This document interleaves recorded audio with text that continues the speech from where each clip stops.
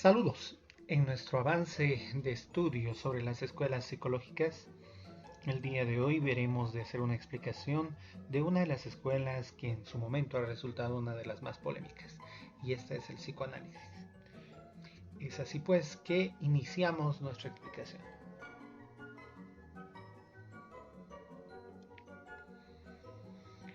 La escuela psicoanalítica fue fundada por Sigmund Freud. Esta va a surgir un tanto distante de la psicología académica, esto en la medida en la que no se preocupa mucho por cumplir con el método científico. Es decir, ya no tenía una preocupación tan fuerte para cumplir con los aspectos del método científico. Así también difiere de las escuelas anteriores que habíamos visto, otras escuelas psicológicas, porque tampoco le interesa el estudio de la conciencia. Y, por el contrario, centra sus estudios en las condiciones psicológicas fuera de lo normal o consideradas patológicas. Sigmund Freud va a ser uno de los estudiosos sobre estas patologías.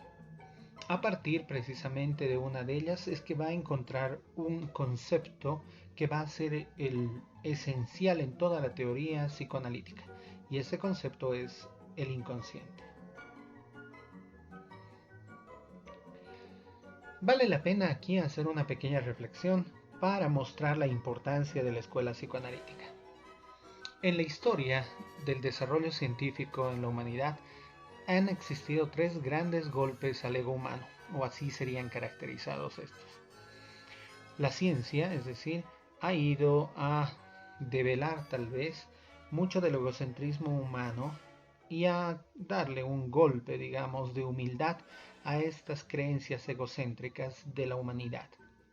La primera de ellas sería una de orden cosmológico.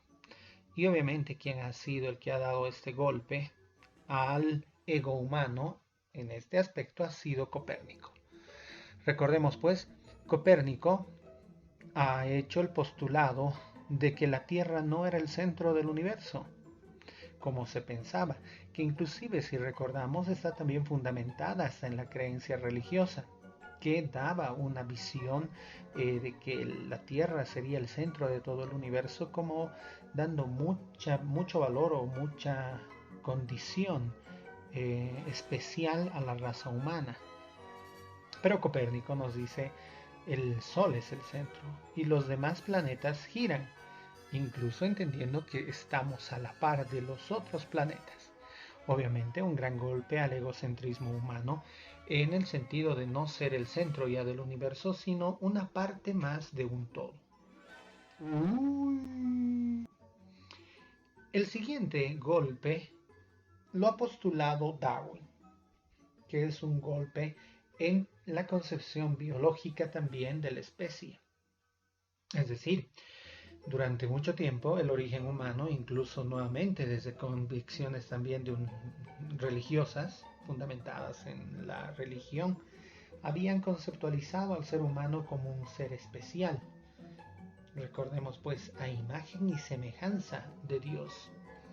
Pero Darwin nos propone que las especies han ido evolucionando y que al haber habido esta evolución, los parientes más próximos del ser humano serían los primates.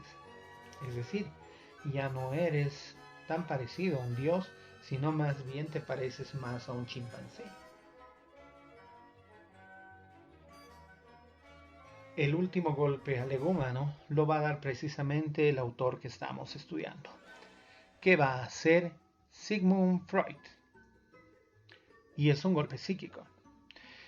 Y es un golpe al ego humano porque prácticamente al haber postulado el inconsciente, le pone en situación al ser humano de que ni siquiera él es dueño de sus propias decisiones. Es decir, la conducta y las decisiones humanas no dependen totalmente del albedrío humano, sino que hay razones que él desconoce y que en muchos casos no son controlables por él, y que estas son las que justifican su comportamiento. Así pues, para entender el inconsciente, vamos a entender que Sigmund Freud va a dividir la estructura mental en estos dos planos, uno consciente y el otro inconsciente.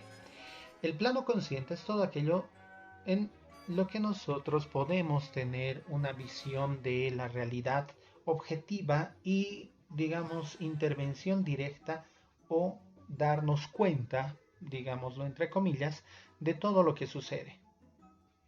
Este plano consciente es de acceso al sujeto y él interviene directamente sobre esto.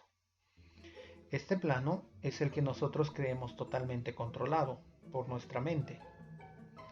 Pero el plano inconsciente va a ser una serie de pensamientos, ideas y también emociones y demás que están en la mente humana, pero no son manifiestas, pero inciden subrepticiamente en las decisiones humanas.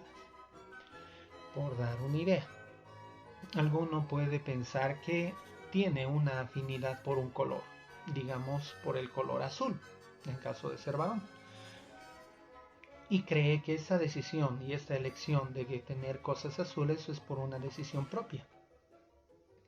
Pero podrían existir algunas razones inconscientes en las que él está buscando simbolismos en este color que justificarían alguna de estas decisiones. Vale decir, tal vez incluso la reafirmación en el color con la masculinidad incluso podría estar vinculado con esta elección. La necesidad de que el color azul siempre sea una elección de un varón podría ser también un elemento que incida en la elección de ese color o el gusto o agrado por ese color. Es decir, tenemos razones que nosotros no controlamos e inclusive tal vez nos puede crear una suerte de paranoia sobre qué es realmente lo que opera en nuestra mente. Por eso es un gran golpe al egocentrismo humano. Este ha sido descubierto a partir del estudio de la histeria. La histeria, para que ustedes lo sepan, es una enfermedad mental que en su plano de conversión, se lo llama así, empieza a haber un proceso de somatización de un problema psíquico. ¿Qué quiere decir esto de somatizar? Tiene que ver con soma, que es cuerpo, y la afección psicológica que se manifiesta en el orden corporal. Básicamente, manifestar dolores en el cuerpo que no tienen relación con ninguna enfermedad física. No hay ninguna afección física que justifique o fundamente este problema, pero el sujeto sufre dolores, puede ser también parálisis, tensión, etcétera, sin que haya una razón aparentemente fisiológica. Y estas suelen surgir en situaciones de crisis, conflictos personales, tensión, etcétera. Es decir, algo que afecte el equilibrio psíquico. Entonces, en esa medida se manifiestan estas afecciones en el cuerpo. Esta patología, denominada histeria, ha sido precisamente la que más ha estudiado en sus inicios Freud y en la que fundamenta el descubrimiento del inconsciente. Los estudios que ha realizado también han ido sobre un método, un tipo de metodología empleada que era la hipnosis en su momento. Recordemos pues, más bien incluso a partir de ello, que la hipnosis pretende que el sujeto tenga percepciones de la realidad sin que éstas sean de carácter objetivo. Vale decir, se insertan en la mente del sujeto ideas, situaciones y pensamientos que él los va a vivenciar como ciertos. Es decir, la histeria nos demuestra que la mente puede incidir en el cuerpo y de alguna manera incluso puede las perturbaciones psíquicas crear problemas fisiológicos. Esta como conclusión por un lado. Y segundo, que estas afecciones de orden psicológico, es decir, que están en la mente, no necesariamente son controladas por el sujeto, porque de serlo así podría evitar estas tensiones y dolores, incluso físicos, que están manifestándose por esta tensión psicológica. Pero entendemos que la razón y causa de estas afecciones no tiene fundamento, es decir, no tiene una razón aparente. Freud nos va a mostrar que la cura, entonces, para encontrar solución a estas patologías, es hacer consciente lo inconsciente, que quiere decir que algunos de los desórdenes mentales dependen de problemas inconscientes y en tanto el sujeto pueda hacer consciente esto, intentar ponerlo en un plano de control que dijimos que es el consciente, podría intentar ya asumirlos de una manera mucho más equilibrada. Entonces habría un proceso de sanación.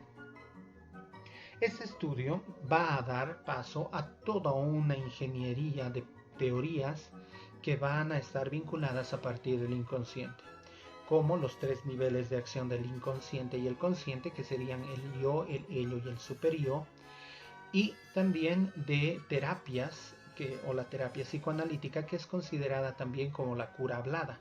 Precisamente. En el ejemplo que vamos a ver a continuación, vemos, por ejemplo, esta relación de lo psicológico con lo físico, que es algo que me gustaría mantener como idea. La manifestación de esto o el reconocimiento de esta relación sería uno de los legados más importantes en términos generales que se podría dar al psicoanálisis. Uno de los aportes para todas las ciencias, incluso para las neurociencias en la actualidad, podríamos reconocerlo en los aportes iniciales de este reconocimiento, es decir, de la influencia que tienen los aspectos psicológicos en los problemas físicos.